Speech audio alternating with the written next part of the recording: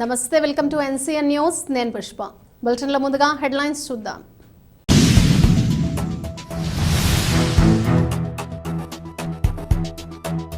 ఆదివారం ఒక్కరోజు కోట సత్తెమ్మ అమ్మవారి ఆదాయం 1,50,405 రూపాయలు.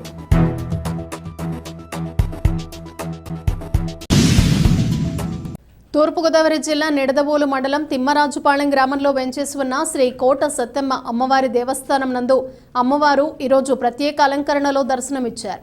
అమ్మవారిని దర్శించేందుకు భక్తులు ఉదయం నుండి వందలాదిగా తరలివచ్చారు.